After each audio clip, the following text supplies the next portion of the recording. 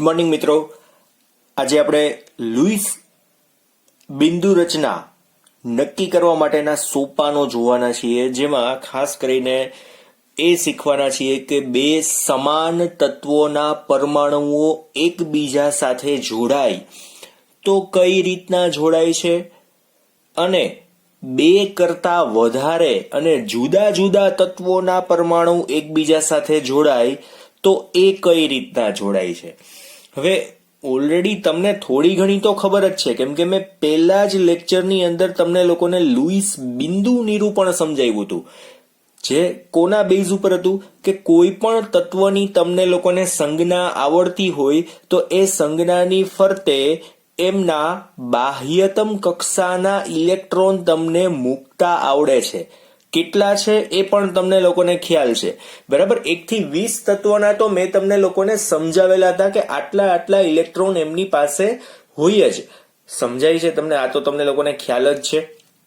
એમનો જ ઉપયોગ આજના લેક્ચરમાં આપણે કરવાનો છે. એટલે અહીં લખ્યું છે સાદા અણુઓની લુઈસ રજૂઆત. ઉપર ટોપિક એવો આપ્યો છે અને એના ઉપરથી અહીંયા સોપાનો આપણે જોવાના છે. હવે એની અંદર કયા કયા મુદ્દાઓ છે એ જોશું અને પછી અમુક આપણે એક્ઝામ્પલ જોશું કે ભાઈ એક જ તત્વના પરમાણુઓ એકબીજા સાથે જોડાય છે અને બંધ બનાવે છે અને કયો અણુ બને છે અને કઈ રીતના બનતો હોય છે, બરાબર છે. જુદા જુદા તત્વના જુદા જુદા પરમાણુ હોય છે તો એ પણ એકબીજા સાથે જોડાય છે તો કઈ રીતના જોડાય છે, આપણે આ બધી જ વાતો આની અંદર શીખવાના છીએ. એટલે કેટલાક એક્ઝામ્પલ હું તમને કરાવીશ અને અમુક વધારાના એક્સ્ટ્રા એક્ઝામ્પલ્સ છે ને તમને પીડીએફમાં સાથે મોકલી દઈશ. એટલે એ પણ તમારે તમારી નોટબુકમાં લખવાના છે જ, બરાબર. પીડીએફમાં સાચવીને રાખવાની જરૂર નથી. એ જે હું તમને મોકલીશ એ તમારે સાથે સાથે નોટબુકમાં ઉતારી જ નાખવાના છે, શું લખી જ નાખવાના છે. ઇટ મીન્સ કે બરાબર, કઈ બુકમાં? ફેર બુકમાં. એટલે હું એક્સ્ટ્રા એક્ઝામ્પલ પણ સાથે સાથે આપીશ જ. ડન. તો જોઈએ આની અંદર જે સોપાનો છે એમાં પહેલો પોઈન્ટ લખશું આપણે અહીંયા. પહેલા તો અહીંયા લખી નાખીએ સોપાનો. શેના માટેના? તો આપણે લુઈસ બિંદુ રચના જો લખવી હોય તો કઈ રીતના કરી શકાય. લુઈસ બિંદુ રચના છે શું એ પણ તમને લોકોને ખબર નથી હો. સૌથી પહેલા તો વાત કરી દઉં. એટલે કેટલાય લોકો સાંભળતા હશે કે ક્યારના બોલે છે, શું બોલે છે, હજી ખબર પડી નહીં. કાંઈ વાંધો નહીં, ખબર પડી છે લોકોને. Very good. તમે લોકો ઇન્ટેલિજન્ટ જ છો, ખરેખર છો અને સાચે જ છો.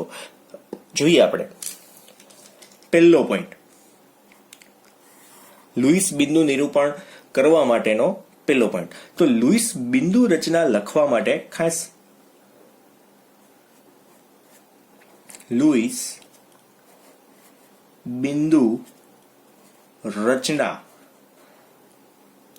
લખવા માટે જરૂરી ઇલેક્ટ્રોનની કુલ સંખ્યા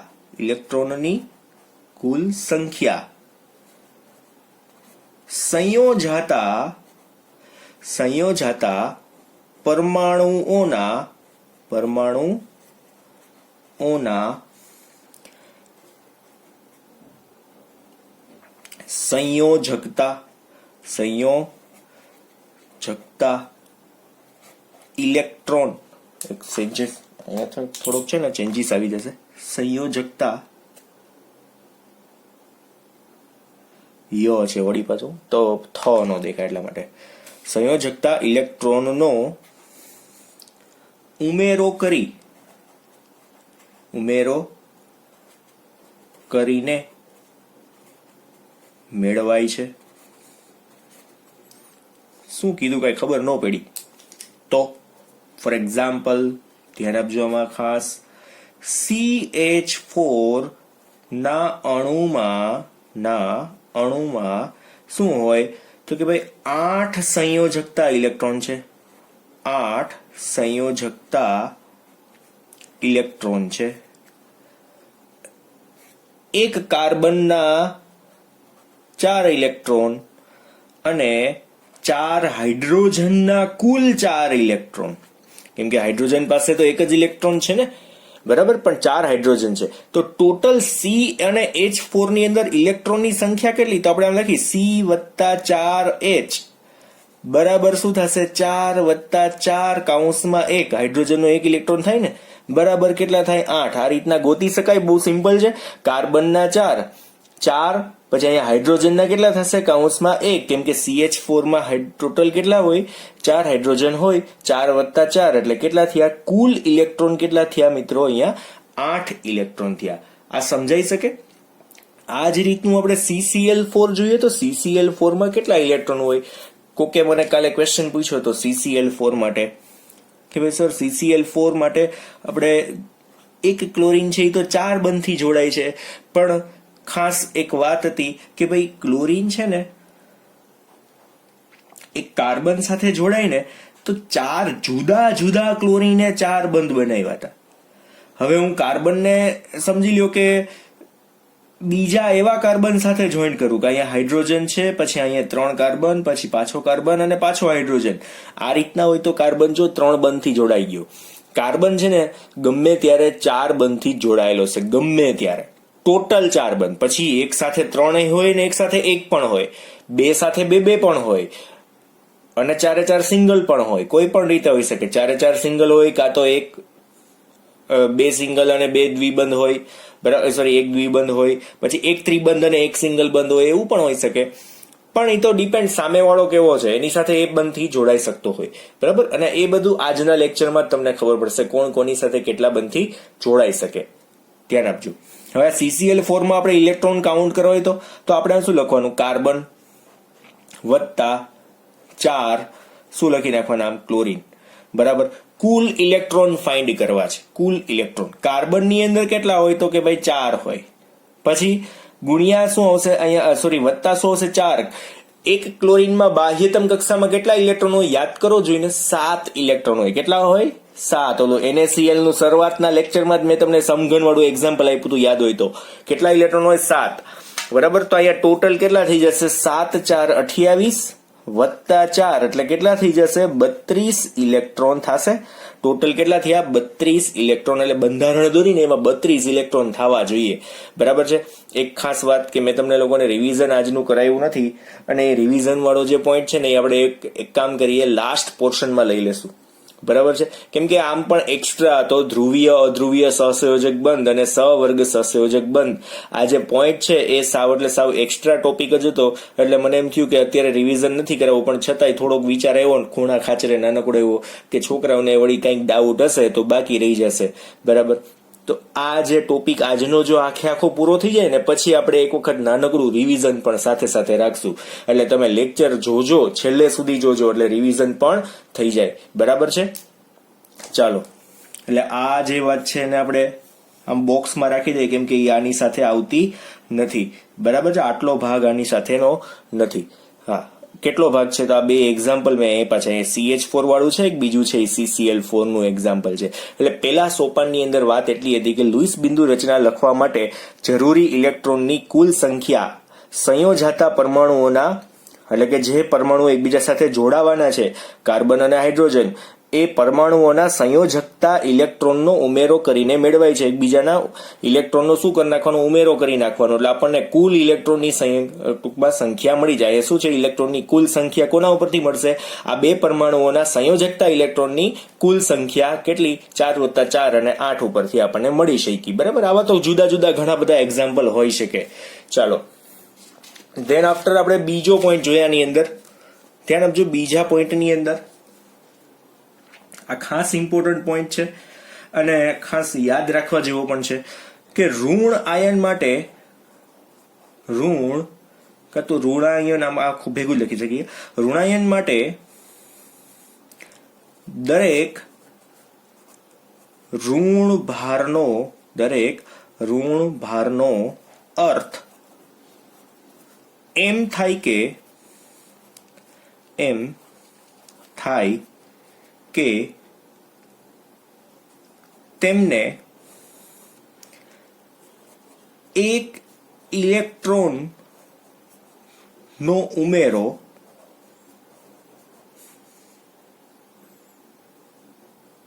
થયો છે. બરાબર. કોઈ પણ તત્વની ઉપર એક ઋણ વીજભાર હોય, એક જ માઇનસ ચાર્જ હોય, તો આપણે એને એમ કહી શકાય કે એમની ઉપર 12 થી 1 ઇલેક્ટ્રોન આવેલો છે. 2 વખત માઇનસ ચાર્જ હોય, 2 માઇનસ એવું લખ્યું છે, તો એમની ઉપર 2 ઇલેક્ટ્રોન 12 થી આવ્યા છે. બરાબર છે. એટલે આપણે અહીંયા શું લખી શકશું? ફોર એક્ઝામ્પલ ધ્યાન આપજો, અહીંયા કાઢી નાખું ને. ફોર એક્ઝામ્પલ આપણે શું લખી શકશું? દાખલા તરીકે આપણી પાસે છે CO3 2 માઇનસ, CO3 2 માઇનસ. તો આમાં આપણે શું લખી શકીએ? અહીં તટસ્થ અણુ CO3 કરતા શું છે? CO3 કરતા 2 ઇલેક્ટ્રોન જ્યાં ખાલી E માઇનસ જ લખું છું, એમને તમે સમજી જશો ને. 2 ઇલેક્ટ્રોન શું છે? વધુ છે. શું થશે? 2 ઇલેક્ટ્રોન વધારે છે. CO3 2 માઇનસ છે, ઉપર 2 માઇનસ ચાર્જ છે, તો અહીં CO3 કરતા CO3 2 માઇનસ આપણે લખ્યું છે. CO3 ક્યારેય સ્ટેબલ બંધારણ હોતું નથી, બરાબર છે. CO3 ક્યારેય સ્ટેબલ બંધારણ હોતું નથી, પણ 2 ઇલેક્ટ્રોન માઇનસ આમ આપણે એક્ઝેક્ટલી સમજાવવા માંગીએ છીએ કે ભાઈ સાદો તટસ્થ અણુ છે, એની ઉપર જો માઇનસ ચાર્જ 2 વખત લખેલો છે, 2 માઇનસ છે, ઇટ મીન્સ કે એમાં જે ઇલેક્ટ્રોન હોવા જોઈએ એના કરતા 2 ઇલેક્ટ્રોન વધારે છે. કેમ ખબર પડી? હજુ એમાં ઇલેબોરેશન કરી દો, ઓલાની જેમ જ, આગળની જેમ, કે આમાં જોજે ને, કાર્બન 1 છે વત્તા 3 ઓક્સિજન છે. કાર્બન 1 વત્તા 3 ઓક્સિજન, બરાબર. તો આને આપણે કેવી રીતના લખીએ? 4 વત્તા ઓક્સિજન ની અંદર કેટલા ઇલેક્ટ્રોન હોય? 6. એક ઓક્સિજનમાં 6 ગુણ્યા 3, કેમ કે 3 ઓક્સિજન છે ને, તો 6 તેરી 18, 18 ને 4 22 ઇલેક્ટ્રોન. પણ અહીંયા વત્તા હજુ 2 ઇલેક્ટ્રોન વધારાના છે, એટલે કુલ ઇલેક્ટ્રોન ગણીએ ને તો કુલ ઇલેક્ટ્રોન થશે 24 ઇલેક્ટ્રોન. કેટલા થશે? 24. આપણે અહીંયા કુલ ઇલેક્ટ્રોન લખીએ તો કેટલા થશે? જો ખાલી CO3 હોત તો 22 ઇલેક્ટ્રોન, પણ 2 ઇલેક્ટ્રોન આમાં વધારે છે એટલે 24 ઇલેક્ટ્રોન થશે. એટલે 2 ઇલેક્ટ્રોન જો વધારે હોય, કોઈ પણ તત્વની પોતાની સંયોજકતા કરતા ઇલેક્ટ્રોન વધી જાય તો એની ઉપર માઇનસ ચાર્જ આવે, અને જો ઇલેક્ટ્રોન ઘટે હોય એના કરતા પણ ઓછા, દાન કરી નાખ્યા છે, તો દાન કરવા વાળા ધનવાન. હંમેશા આપણે દરેક વખતે એક જ વાત કરીએ છીએ, અને એ જ વાતો અહીંયા લખવાનો છું. તો શું થશે? ત્યાં પોઝિટિવ ચાર્જ આવશે. તો લખીએ, જ્યારે આમાં જ પોઈન્ટ છે, જ્યારે ધનાયન માટે શું આવશે? દરેક ધનભારનો અર્થ એમ થાય કે તેમને એક ઇલેક્ટ્રોન ની બાદબાકી કરી છે. બાદબાકી ઇટ મીન્સ દૂર કર્યો છે, બાદબાકી કરી છે. આનું મિનિંગ આપણે શું કહીશું?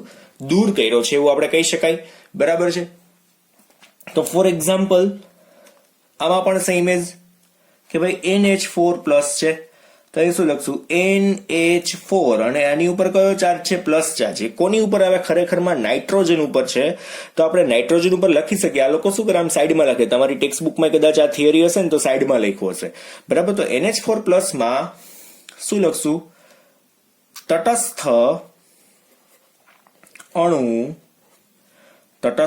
અણુ અથવા તો આપણે પરમાણુ ના સમૂહ, અણુ અથવા તો શું કહી શકાય? પરમાણુના સમૂહ. બે માંથી એક જ થાય ને, બે એક જ. પરમાણુના સમૂહને શું કહેવાય? અણુ કહેવાય, બરાબર. તો પરમાણુના સમૂહ ના ઇલેક્ટ્રોન કરતા શું હશે? 1 ઇલેક્ટ્રોન ઓછો છે. 1 ઇલેક્ટ્રોન ઓછો છે, કેમ કે પ્લસ ચાર્જ લખ્યો ઇટ મીન્સ કાંઈ આગળ પાછળ ન હોય ને તો એ એક જ પ્લસ ચાર્જ હોય. આમાં જો આગળ 2 લખ્યા છે, ખાલી માઇનસ હોય ને તો એક જ માઇનસ ચાર્જ હોય, એમ જ કહેવાનું. બરાબર. પછી 2 આ પ્લસ ચાર્જ 2 લખવા હોય તો પછી 2 વખત પ્લસ નહીં કરવાનો, પછી આગળ બગડો કરી નાખવાનો. એક વખત પ્લસ હોય તો એક જ પ્લસ ચાર્જ, પછી 2 વખત દર્શાવે તો 2 વખત પ્લસ નહીં કરવાનું, ઉપર 2 પ્લસ એવું લખી નાખવાનું. સમજાય છે? બહુ સિમ્પલ છે. એટલે NH4 પ્લસ ની અંદર ઇલેક્ટ્રોન જેટલા હોવા જોઈએ ને એના કરતા 1 ઇલેક્ટ્રોન ઓછો છે. બરાબર, 1 ઇલેક્ટ્રોન ઓછો છે. એટલે અહીંયા કેમ આપણે કેટલા લખ્યા? અહીંયા વત્તા 2 ઇલેક્ટ્રોન, એટલે 2 ઇલેક્ટ્રોનનો ઉમેરો કર્યો. તો અહીંયા કેટલા ઇલેક્ટ્રોનનો ઉમેરો? 2 ઇલેક્ટ્રોનનો. હવે જો ઊંધું થશે તો અહીંયા જોવું જોઈએ ને, તો આપણે શું લખશું કે ભાઈ નાઇટ્રોજન વત્તા 4 હાઇડ્રોજન. બરાબર, આપણે શું લખશું? નાઇટ્રોજનમાં કેટલા ઇલેક્ટ્રોન હોય? 5 ઇલેક્ટ્રોન હોય બાહ્યતમ કક્ષામાં. જો યાદ હોવો જોઈએ, પેલો લેક્ચર મેં તમને લોકોને શીખવાડેલો છે, એવું હોય તો હજુ જોઈ લેજો. હું લગભગ 8મી 10મી વાર બોલ્યો કે પેલા લેક્ચરમાં આવું આવ્યું. એટલે એ તો લુઈસ બિંદુ નિરૂપણ એટલે જ પહેલો ટોપિક મેં લીધો હતો. 5 વત્તા અહીંયા શું હશે? 4 કૌંસમાં 1 બરાબર શું થશે? અહીંયા 9. 5 વત્તા 4 9 થવા જોઈએ. કેટલા ઇલેક્ટ્રોન? 9 ઇલેક્ટ્રોન થવા જોઈએ. પણ લોચા શું છે કે ભાઈ પ્લસ ચાર્જ છે. કેટલો? 1 પ્લસ ચાર્જ. તો બાદ બાકી થશે કેટલા ઇલેક્ટ્રોનની?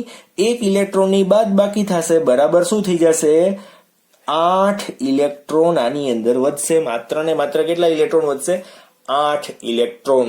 બરાબર છે, એટલા જ ઇલેક્ટ્રોન વધશે NH4 પ્લસમાં. એટલે આ બંને એક્ઝામ્પલો તમે લગભગ સમજી ગયા છો. પહેલો પોઈન્ટ બીજો પોઈન્ટ એક્ઝેક્ટલી સમજી ગયા છો કે કોઈ પણ સંયોજન બન્યું છે કાં તો અણુ બન્યો છે એની ઉપર માઇનસ ચાર્જનો મિનિંગ શું થાય?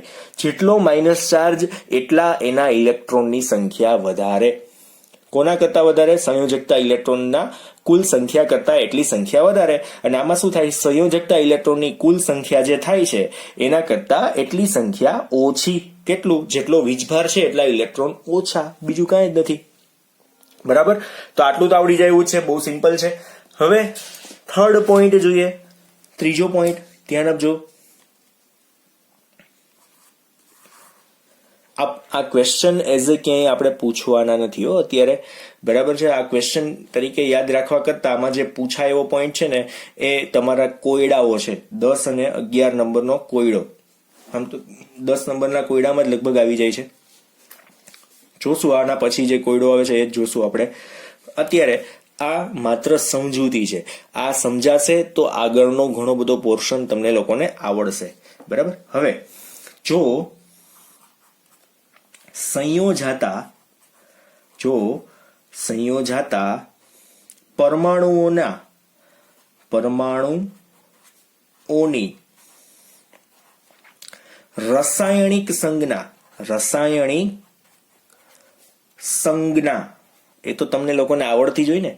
સંજ્ઞા ઓ જાણતા હોઈએ અને સંયોજનનું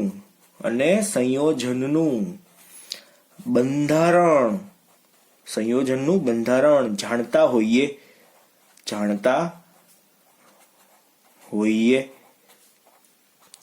તો તેમાં કુલ કેટલા બંધ અને ઇલેક્ટ્રોન યુગ્મ, આ વાંચતા આવડે ને, ઇલેક્ટ્રોન યુગ્મ હશે તે ઇલેક્ટ્રોનની કુલ સંખ્યા ને આધારે જાણી શકાય. તો આપણને એ તો ખબર પડી જાય ને, બંધ અને ઇલેક્ટ્રોન યુગ્મની સંખ્યા ઉપરથી કુલ ઇલેક્ટ્રોનની સંખ્યા ઉપર આપણે જાણી શકીએ ખરી. તે કુલ ઇલેક્ટ્રોનની સંખ્યાને આધારે પણ જાણી શકાય. આ તો કઈ રીતના એ તો તમે લોકો એક્ઝામ્પલ જોશો ને ત્યારે જ ખબર પડશે. આ પોઈન્ટ જે કહેવા માંગે છે ને એ કે ભાઈ તમે બંધારણ જાણતા હોય તો એની અંદરના બંધ અને વધારાના જે ઇલેક્ટ્રોન યુગ્મ છે એમના વિશેની માહિતી કોના ઉપરથી મેળવી શકાય? તો કે ભાઈ કુલ ઇલેક્ટ્રોનની સંખ્યા આપણને ખબર હોય તો એના ઉપરથી આપણે મેળવી શકીએ ખરી. પણ એ તો આપણે પ્રેક્ટિકલી જોશું ને ત્યારે જ ખબર પડશે. મીન્સ કે એક્ઝામ્પલ્સ જે ફાઇનલમાં જોવાના છે ને એના બેઝિસ ઉપરથી આપણને ખબર પડશે. ઓકે, ચલો અને પછીનો પોઈન્ટ જોઈએ, ચોથો પોઈન્ટ. સામાન્ય રીતે અણુ કે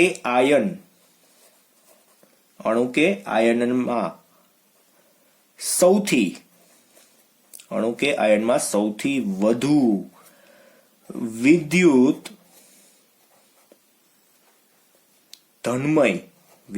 ધન પરમાણુ ને કેન્દ્રમાં, વિદ્યુત ધન પરમાણુને શું આવશે? કેન્દ્રમાં લેવામાં આવે છે. અને વિદ્યુત ઋણ પરમાણુ ઓ તેમના ફરતે ગોઠવાયેલા હોય છે. બરાબર, એમની ફરતે ગોઠવાયેલા હોય છે. અહીંયા વિદ્યુત શબ્દ છે, દેખાય છે ને ઉપરથી? તો વિદ્યુત જ દેખાય છે ને. હા, તો વાંધો નહીં, કરી દો વર્ક હજુ. વિદ્યુત ઋણમય પરમાણુ તેમની ફરતે ગોઠવાયેલા હોય છે. ફોર એક્ઝામ્પલ, કઈ રીતના? તો દાખલા તરીકે NF3, બરાબર. તો નાઇટ્રોજનની ફરતે ફ્લોરિન છે, તો ફ્લોરિનની વિદ્યુત ઋણતા વધારે છે. તમે આવું સમજી ગયા છો, બરાબર છે.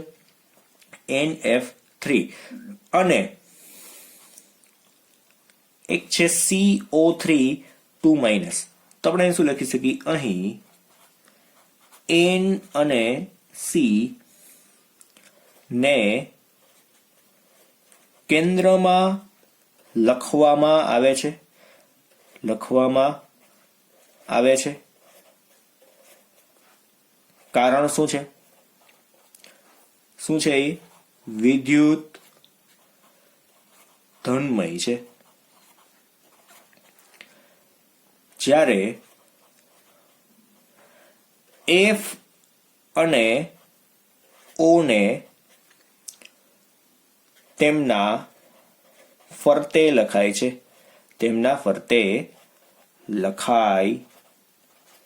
છે. બરાબર. હવે એક્ઝામ્પલ તમને કદાચ ખબર ન પડી હોય ને તો હું અહીંયા દોરી દઉં. જો એક નાઇટ્રોજન હોય, પછી ફરતે અહીંયા શું છે? આ રીતના ફ્લોરિન ગોઠવાયેલા હોય. તો હવે તમે આને એક્ઝેક્ટલી સમજી શકશો. અને CO3 2- જે છે ને એ પણ આ જ રીતનું કંઈક હશે. કાર્બનના બંધની સંખ્યા કેટલી હોય? જો એક ઓક્સિજન આ રીતના હોય, બાકીના ઓક્સિજન આમ, કેમ કે બાકીના સિંગલ બંધ. કોમન સેન્સ છે ને કે કાર્બનના તો 4 બંધ પૂરા થવા જ જોઈએ, પણ હવે પાછા -2 ચાર્જ પણ છે, તો આની ઉપર એ માઇનસ ચાર્જ લખવાનો અને આની ઉપર એ માઇનસ ચાર્જ લખવાનો. બેયની ઉપર, એકની ઉપર 2- નહીં આવે, બરાબર છે. એકની ઉપર 2- કેમ કે એટલા બધા ઇલેક્ટ્રોનનું ડોનેશન થઈ શકે નહીં, બરાબર. બે પાસે એક ઇલેક્ટ્રોન વધારાનો છે. સીધો એક જ ઓક્સિજન ઉપર 2 ઇલેક્ટ્રોન વધારાના હોય ને તો અહીંયા બંધ નો દર્શાવી શકાય. કઈ રીતના એ આપણે પછી જોશું. શું કામ આવું છે એ આપણે પછી જોશું, બરાબર. પણ અહીંયા આટલી આપણને ખબર પડી. જો અહીંયા બંધારણ સીધી મને ખબર પડી ગઈ. એનું કારણ શું? સંયોજકતા મને લોકોને ખબર છે. ઓક્સિજન છે એની સંયોજકતા 2 જ છે. ઓક્સિજન 2 બંધથી જ જોડાય. કાર્બન છે એ મેક્સિમમ 4 બંધથી જોડાય, ખબર જ છે. તો કાર્બનના 4 બંધ જ દર્શાવાય ને, ઓક્સિજનના 2 બંધ કરતા. જો અહીંયા ઓક્સિજન 2 બંધથી જોડાનો, ઓક્સિજન અહીંયા સિંગલ બંધ છે તો અહીંયા ઉપર માઇનસ ચાર્જ છે. સિંગલ બંધ હોય તો માઇનસ ચાર્જ. એક પણ બંધથી ઓક્સિજન નથી જોડાનો તો એની ઉપર -2 ચાર્જ હોય હંમેશા. કેટલો હોય? -2 ચાર્જ. આવું ક્યાંક હાંસિયામાં લખી નખાય એટલે થોડું યાદ રહે, બરાબર. લાસ્ટ ફાઇનલ પોઈન્ટ, 2 ડેફિનેશન છે અને ખાસ યાદ રાખવાની છે. હું લાલ કલરથી લખીશ, ધ્યાન આપજો. જે ઇલેક્ટ્રોન બંધમાં ભાગ લે છે, એટલે કે બંધની રચનામાં જોડાય છે, ભાગીદારી કરે છે, તેને શું કહેવાય? બંધકારક. બંધકારક ઇલેક્ટ્રોન, આખું લખું છું અહીંયા, ઇલેક્ટ્રોન યુગ્મ કહે છે. અને જે ઇલેક્ટ્રોન બંધમાં ભાગ લેતા નથી, તેને શું કહેવાય? અબંધકારક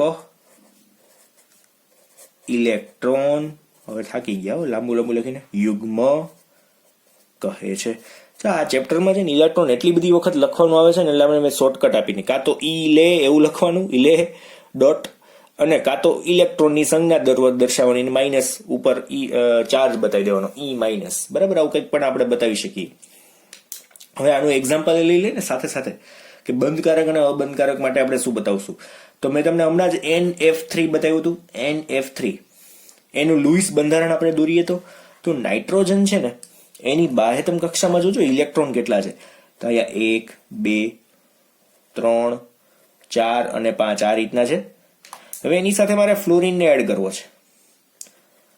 ફ્લોરિન, આ ફ્લોરિનના એના ઇલેક્ટ્રોન છે. જોજો 7 ઇલેક્ટ્રોન હોય ને બાહ્યતમ કક્ષામાં. ફ્લોરિનની બાહ્યતમ કક્ષામાં કેટલા હોય?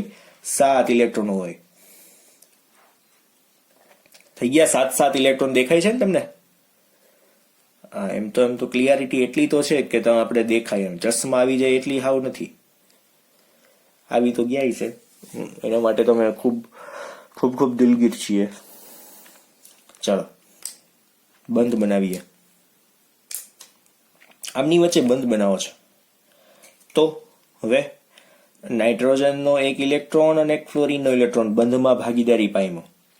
જો બંધકારક ઇલેક્ટ્રોનની સંખ્યા નક્કી કરવી તો કેવી રીતના કરશું? પછી આ ગ્રીન કલરનો બીજો બંધ બનાવીએ તો આ 2 ઇલેક્ટ્રોન વધારાના. જો આને બંધમાં ભાગીદારી લીધી, બંધમાં ભાગ લીધા એવા કેટલા ઇલેક્ટ્રોન? તો એક નાઇટ્રોજનનો એક ફ્લોરિનનો, એટલે ટોટલ 2 ઇલેક્ટ્રોન થયા. બીજો નાઇટ્રોજનનો એક ઇલેક્ટ્રોન અને બીજો એક ફ્લોરિનનો ઇલેક્ટ્રોન, ટોટલ 4 ઇલેક્ટ્રોન થઈ ગયા. અને આ કેટલા થયા? 6 ઇલેક્ટ્રોન. એટલે બંધમાં ભાગીદારી પામેલા ઇલેક્ટ્રોન કેટલા? તો બંધની સંખ્યા ગણી નાખવાની. કેટલા બંધ દેખાય છે? કે ભાઈ 3 બંધ દેખાય છે. 3 બંધ દેખાય તો ઇલેક્ટ્રોન કેટલા હોય? 1 2 3 4 5 6. કેટલા ઇલેક્ટ્રોન હોય? 6 ઇલેક્ટ્રોન છે. તો આપણે સીધું લખી શકીએ બંધકારક ઇલેક્ટ્રોન. બંધકારક ઇલેક્ટ્રોન બરાબર કેટલા થશે? અહીંયા 6 ઇલેક્ટ્રોન. બંધકારક ઇલેક્ટ્રોન કેટલા? 6. કુલ ઇલેક્ટ્રોન કેટલા હતા? કુલ ઇલેક્ટ્રોન હમણાં જ તમે ગણ્યા કેટલા હતા? ક્યાં ગણ્યા હતા? સોરી, અહીંયા. હા, એ આમાં F ના તો આપણે ગણ્યા જ નથી. કા F ના નથી ગણ્યા, સોરી, કઈ વાંધો નહીં, ગણી નાખીએ. તો હવે કુલ ઇલેક્ટ્રોન આપણે સીધા કુલ ગણી નાખવા છે એક વખત તો સીધી ખબર પડી જાય. જો નાઇટ્રોજન વત્તા 3 ફ્લોરિન બરાબર આપણે શું લખશું? નાઇટ્રોજનના 5 વત્તા ફ્લોરિનના 7, તો 21. 7 તેરી 21 વત્તા 5, 21 વત્તા 5 કેટલા થશે? 26 ઇલેક્ટ્રોન થવા જોઈએ. કેટલા થવા જશે? 26 ઇલેક્ટ્રોન.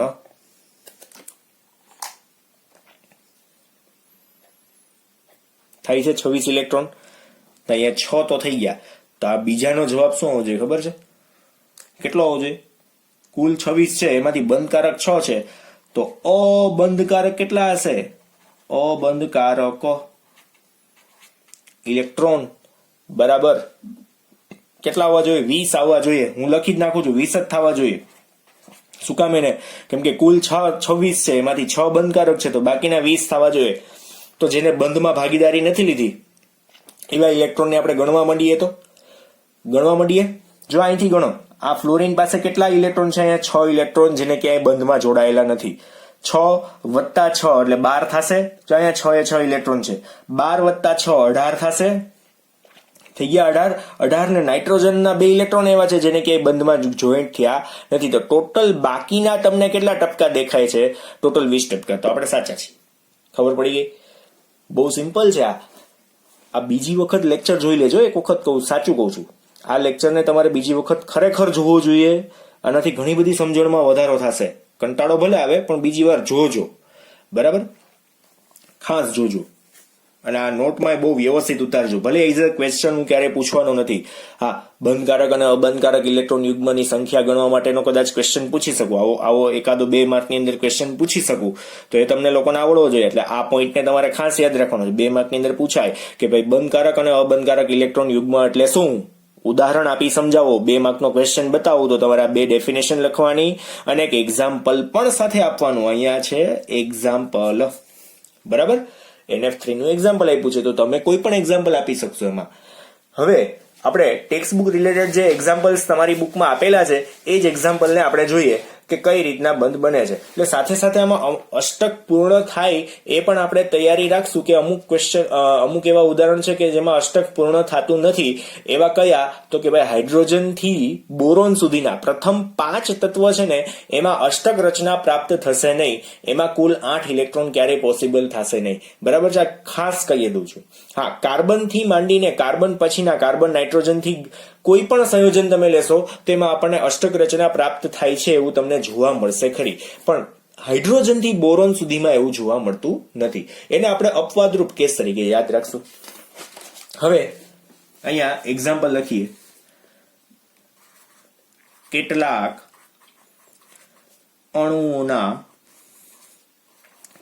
અણુઓના લુઈસ બંધારણ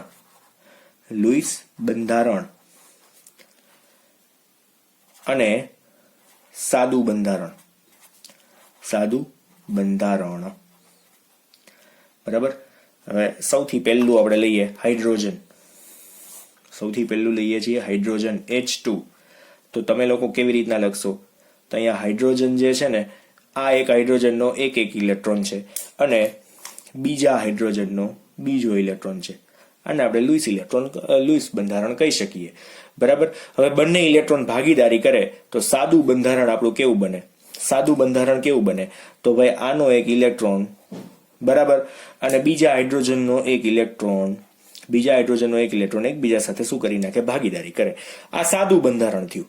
લુઈસ બંધારણમાં માત્ર ને માત્ર આપણે શું બતાવીએ? ટપકા જ બતાવીએ, બીજું કાંઈ જ નહીં, બરાબર. પણ આ આપણે શીખવાનું છે કે આમની વચ્ચે ભાગીદારી થઈ અને આ બંધ બન્યો, બરાબર. હવે બીજું જોઈએ. હું કલર બદલી નાખશું જોઈને. હવે બીજું આપણે F2 જોઈએ. F2 તો અહીંયા F છે, એની બાયતમ કક્ષામાં કુલ કેટલા ઇલેક્ટ્રોન હોય? 7 હોય. 1 2 3 4 5 6 અને આ 7, બરાબર.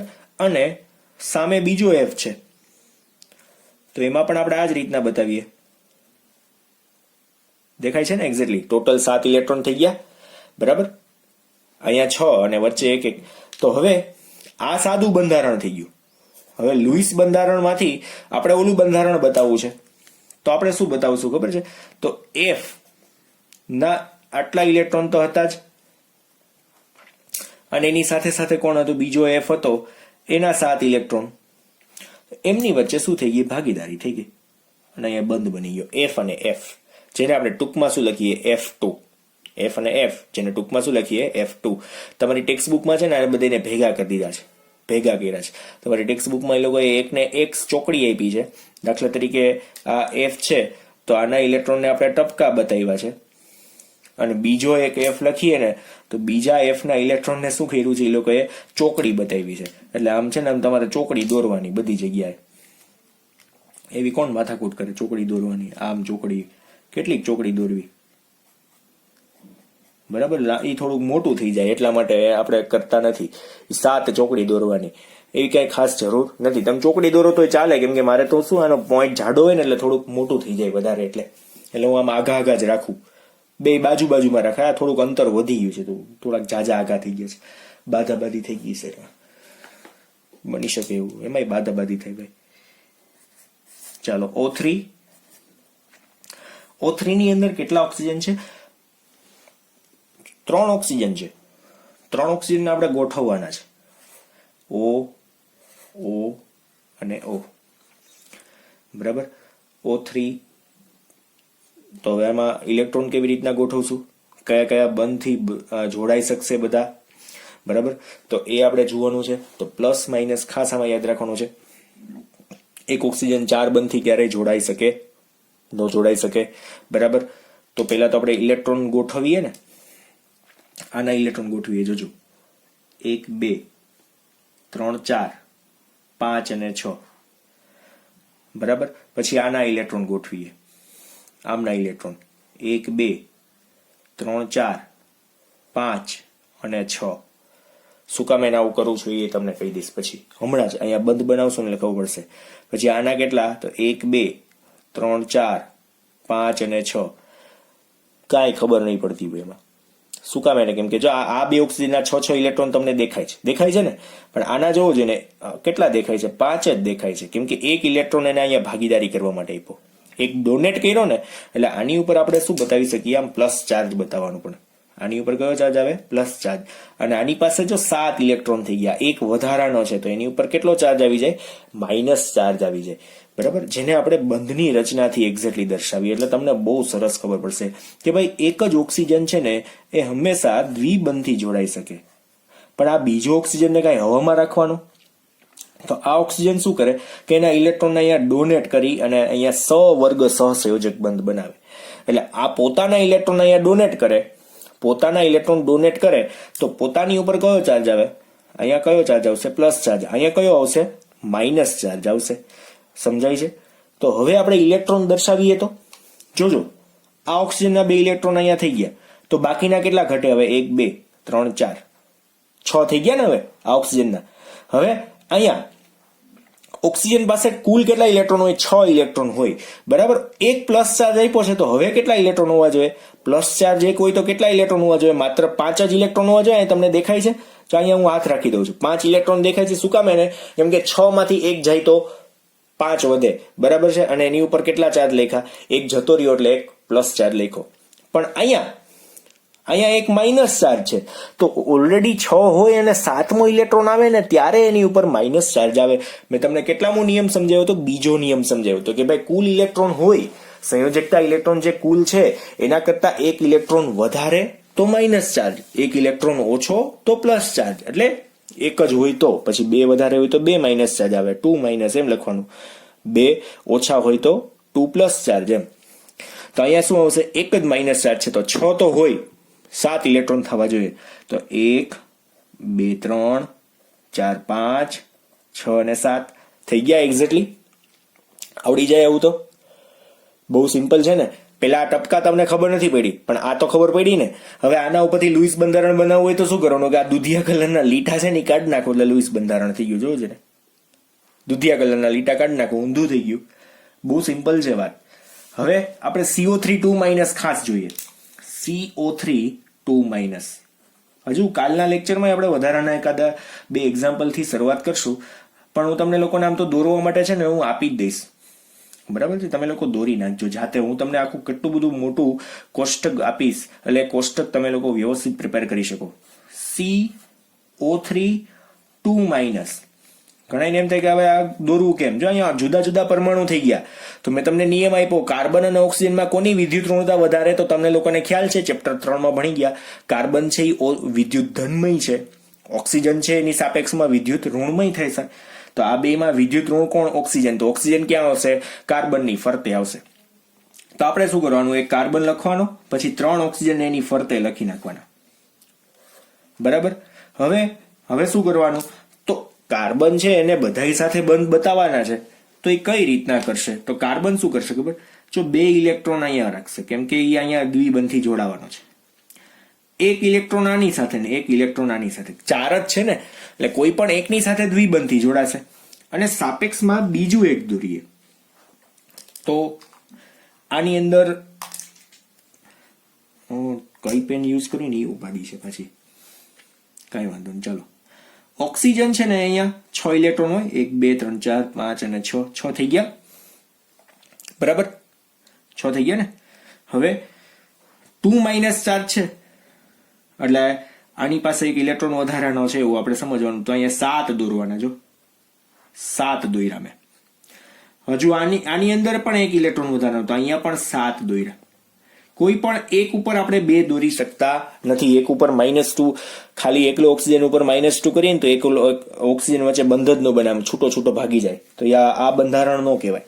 બરાબર. તો હવે આને આપણે એમ કહી શકીએ કે આ શું છે, આની ઉપર આખા ઉપર આપણે શું બતાવવાનો, 2 - ચાર્જ. શું કામ એને? કેમ કે આ ઓક્સિજન પાસે 6 છે, આ કાર્બન પાસે 4 છે, પણ આ બંને ઓક્સિજન પાસે 7 ઇલેક્ટ્રોન છે. જો 6 ના બદલે કેટલા છે? 7. બે પાસે એક વધારાનો તો 2 ચાર્જ. બે પાસે એક વધારાનો છે, એટલે એક ઇલેક્ટ્રોન વધારાનો. વળી પાછું એમ કે સર બે પાસે એક વધારાનો છે તો 2 ચાર્જ કેમ? બે પાસે એક જ વધારાનો છે તો 2 ચાર્જ કેમ? બોલવામાં ખાસ સમજજો. બંને પાસે એક વધારાનો ઇલેક્ટ્રોન છે, એટલે 1 + 1 એટલે 2. બે વધારાના ઇલેક્ટ્રોન છે તો 2 ચાર્જ આવે. બરાબર. અને આપણે બોક્સ કરી નાખીએ. હવે આ જ વસ્તુને હું શું કરું છું, બંધની રચનાથી દર્શાવીશ. કાર્બન, ઓક્સિજન અને ઓક્સિજન. પછી અહીંયા આપણે આમ કાઉન્સે કરી દઈએ હારવાર. હવે હું શું કરીશ કે ભાઈ અહીંયા છે ને કાર્બન દ્વિબંધી જોઈન્ટ થયો છે, અહીંયા સિંગલ બંધી ને અહીંયા પણ સિંગલ બંધી છે. બરાબર. તો સિંગલ બંધી જોઈએ ને, કેમ કે આ બે વચ્ચે એક ઇલેક્ટ્રોન છે, આ બે વચ્ચે એક બંધ છે, ને અહીંયા જો બે ઇલેક્ટ્રોનની ભાગીદારી છે. બહુ સિમ્પલ છે. તો બાકીના ઇલેક્ટ્રોન દર્શાવો હોય તો 1 2 3 4 5 6, 1 2 3 4 5 6. અહીંયા કેટલા? 1 2 3 4. અહીંયા કેટલા? એક પણ નહીં. શું કામ? એને જો જેની પાસે 6 ઇલેક્ટ્રોન છે ને એની ઉપર એક માઇનસ ચાર્જ આવે, એટલે આપણે અહીં શું લખી શકીએ? 2 ચાર્જ. બહુ સિમ્પલ છે. બહુ સિમ્પલ થઈ ગયું. જો હવે તમે આને કોઈ પણ દિશામાં લખી શકો. તમે એમ કહો સર દ્વિબંધ વાળા નીચે લખવો છે તો આ લખાય, તો સિંગલ બંધ ઉપર લખાય ઓલી બાજુ. કોઈ પણ દિશામાં તમે કોઈ પણ ને લખી શકો ખરી. એટલે બહુ સહેલું છે. થોડોક લેક્ચર એ લાંબો થઈ ગયો છે અને વાતો આપણે ઘણી બધી થઈ ગઈ છે. એક સાથે 4 એક્ઝામ્પલ મેં તમને આપ્યા છે. હવે આના સિવાયના જે એક્ઝામ્પલ છે એ હું તમને PDF સાથે મોકલી દઉં છું. અને એક બીજી વાત ખાસ કે એમાંથી તમને કોઈ પણ બંધારણ નથી આવડતું તો તમારે શું કરવાનું છે કે આ બંધારણ નથી સમજાતું તો એનું તમારે મને શું કરવાનો, ફોટો પાડીને મોકલી દેજો કે આ બંધારણ મારે શીખવું છે. તો હું એના પછીના લેક્ચરમાં સાથે કદાચ એવું હોય તો કાં તો તમને ત્યાં ને ત્યાં જ વિડીયો લેક્ચર હું તમને ઓનલાઈન સીધો તમને વિડીયો કોલ કરીને ભણાવી દઉં. એવી રીતનું આપણે પોસિબલ કરી શકશું. બરાબર. સ્પેશિયલી ફોર આના માટે, આ ટાઈપના ક્વેશ્ચન માટે, કેમ કે લાઈવ ક્વેશ્ચન તમારું સોલ્વ કરવાની ટૂંકમાં આમાં જરૂર પડશે ખરી. જો કદાચ જરૂર પડે તોની વાત છે. તો બાહ્યતમ કક્ષાના ઇલેક્ટ્રોન આવડતા હોય ને તો તમે બંધ તો આરામથી દર્શાવી શકશો. આરામથી. અને હું તમને સાથે પ્રેક્ટિસ મોકલીશ. એ પ્રેક્ટિસ કરશો એટલે સીધી ખબર પડશે. અને તમને લોકોને સંયોજકતા તો ખબર હોવી જ જોઈએ કે કોઈ પણ પરમાણુ, કોઈ પણ તત્વ છે એ બીજા તત્વ સાથે કેટલા બંધથી જોડાઈ શકે એ તો ખબર હોવી જ જોઈએ. બરાબર છે. એની સંયોજકતા ઉપરથી જ ખબર પડી જાય કે સીધા બે ઇલેક્ટ્રોનની ભાગીદારી કયા તત્વોમાં થાય, સીધા 3 ઇલેક્ટ્રોનની ભાગીદારી કયા એવા તત્વો છે કે એની અંદર પોસિબલ થઈ શકે. તો આટલી આપણને ખબર હોવી જોઈએ. બરાબર છે. ખાસ કરીને ઓક્સિજન છે ને એમાં ક્ષમતા હોય કે દ્વિબંધી જોડાય. નાઇટ્રોજન છે તેમાં 3 બંધથી જોડાવાની ક્ષમતા હોય છે. બરાબર. પછી ડિપેન્ડ્સ ઓન, એ ઇલેક્ટ્રોન દોરીએ એટલે તરત જ ખબર પડી ઇલેક્ટ્રોન બાકી રહેવા જોઈએ નહીં. કાર્બન સામાન્યતા હોય ને તો કાર્બનના કોઈ ઇલેક્ટ્રોન બાકી જ ન રહેતા હોય, કોકની સાથે જોડાઈ જ જતા હોય. બરાબર. તો આ 4 એક્ઝામ્પલને બહુ વ્યવસ્થિત સમજજો અને લેક્ચર બને તો બીજી વખત ખાસ જોજો. બરાબર. રવિવારના દિવસે પાછો આ લેક્ચરને યાદ રાખજો. 5 નંબરનું લેક્ચર મોસ્ટ ઇમ્પોર્ટન્ટ સમજવા માટે કે કોઈ પણ પરમાણુ એકબીજા સાથે જોડાય તો કઈ રીતના એમની વચ્ચે બંધ બને છે. આ તો ખાસ આવડવું જોઈએ જ. બરાબર. અને બીજી વાત હતી કે ભાઈ તમને લોકોને એવું હતું કે આપણે ઓલો પોઈન્ટ બાકી રાખી દીધો છે રિવિઝનનો. તો રિવિઝન થોડું ઘણું જોઈ લઈએ કે આપણી પાસે ધ્રુવીય અને અધ્રુવીય સહસંયોજક બંધની ડેફિનેશન હતી. તો ધ્રુવીયની અંદર શું હતું કે જેમાં અલગ વિદ્યુત ધનમયતા અથવા તો અલગ વિદ્યુત ઋણમયતા ધરાવતા પરમાણુ એકબીજા સાથે જોડાતા હોય. અલગ બેમની વચ્ચે વિદ્યુત ઋણતાનો તફાવત છે. પછી વિદ્યુત ઋણતાનો તફાવત હોય કાં તો વિદ્યુત ધનમયતાનો તફાવત, પણ તફાવત તો હોવો જોઈએ. એવા અણુઓ એકબીજા સાથે જોડાય તો એને ધ્રુવીય સહસંયોજક બંધ આપણે કહી શકીએ. અધ્રુવીય સહસંયોજકમાં શું કે એક જ તત્વના પરમાણુ કે જેમની પાસે સમાન વિદ્યુત ધનમયતા હોય કાં તો સમાન વિદ્યુત ઋણમયતા હોય એવા પરમાણુઓ જો એકબીજા સાથે જોડાય અને ભાગીદારી કરે તો એને આપણે શું કહી શકીએ? અધ્રુવીય સહસંયોજક બંધ. એટલે અહીંયા H2Cl2 O2 N2 H અને H, Cl અને Cl, O અને O, N અને N વચ્ચે બંધ બનતા હતા. બરાબર. જો અહીંયા દ્વિબંધ બન્યો, ઓક્સિજનમાં નાઇટ્રોજનમાં ત્રિબંધ બન્યો, આવું બની શકે. બરાબર. ત્યાર પછી સવર્ગ સહસંયોજક બંધ એટલે શું છે કે ભાઈ એક નાઇટ્રોજન છે એ 3 હાઇડ્રોજન સાથે તો જોડાઈ ગયો, પણ હવે ચોથો હાઇડ્રોજન કે જેમની પાસે કોઈ જ ઇલેક્ટ્રોન નથી એની સાથે એને જોડાવવું હોય તો શું કરવું પડશે? તો નાઇટ્રોજનને પોતાના ઇલેક્ટ્રોન પ્રદાન કરવા પડે. એટલે અહીં શું લખ્યું છે? અણુ કે આયનની રચનામાં ભાગીદારી માટે જરૂરી ઇલેક્ટ્રોન ભાગીદારીથી જોડાતા પરમાણુઓ પૈકી ગમે તે એક પરમાણુ, એટલે ભાગીદારીથી જોડાતા પરમાણુઓ છે એના પૈકી આ કોઈ પણ એક પરમાણુ એટલે કોણ? તો જેની પાસે વધારાના હોય ઈ પરમાણુ, એમ બરાબર. એ કોઈ પણ એક પરમાણુ એક જ ઇલેક્ટ્રોન કોઈ પણ એક પરમાણુ ઇલેક્ટ્રોન આપે છે અને બંધ બનાવે છે, તો તેને આપણે શું કહી શકીએ? સવર્ગ સહસંયોજક બંધ, બરાબર. ભાગીદારીથી જોડાતા પરમાણુઓ પૈકી ગમે તે એક પરમાણુ આપે છે. કોણ? શું આપે છે? તો ઇલેક્ટ્રોન આપે છે. ઇલેક્ટ્રોન આપે છે અને જે બંધ બનાવે છે તેને આપણે શું કહી શકીએ? સવર્ગ સહસંયોજક બંધ. આના માટે મેં 2 એક્ઝામ્પલ આપ્યા. NH3 છે અને એની સાથે H+ ને જોડાવું છે, આની પાસે એક ઇલેક્ટ્રોન પણ નથી, તો અહીંયા શું કરશે? ડોનેશન આપીને શું કરશે? બંધ બનાવશે, બરાબર. સેમ એઝ આની અંદર પણ કર્યું છે કે બોરોન પાસે એક પણ ઇલેક્ટ્રોન નથી, તો નાઇટ્રોજન પોતાના અબંધકારક ઇલેક્ટ્રોન, જેને બંધમાં ક્યાંય ભાગીદારી કરી નથી, એવા ઇલેક્ટ્રોનમાંથી એકનું દાન કરી શકશે. બંધ બનાવ્યા હોય ઇલેક્ટ્રોનનું દાન ક્યારેય થાય નહીં. બંધમાં જેને ભાગીદારી ઓલરેડી કરેલી છે એ ક્યારેય ડોનેટ ન થાય, જે વધારાના છે એ જ ડોનેટ થાય. પૈસા એ જ હોય ને, તમે દાન કરો તો જે ખાવાના પર તમે જે પૈસાનું લઈને કંઈક ખાવાના છો એ જ પૈસા થોડાક દાન કરી દેશો, તમારું તો રાખશો જ ને કંઈક બાકી, બરાબર ને. એટલે આ એના જેવી વાત થઈ ગઈ, બરાબર. તો આ એક્સ્ટ્રા ઇલેક્ટ્રોનનું ડોનેશન કર્યું અને આ બંધ બન્યો છે, જેને સવર્ગ સહસંયોજક બંધ કહેવાય. ઓકે, તો આજે આપણે અહીંયા સુધી રાખશું. થોડુંક લાંબુ થઈ ગયું છે લેક્ચર, અને તમે વ્યવસ્થિત ફેરબુકની અંદર ઉતારજો. Okay, thank you.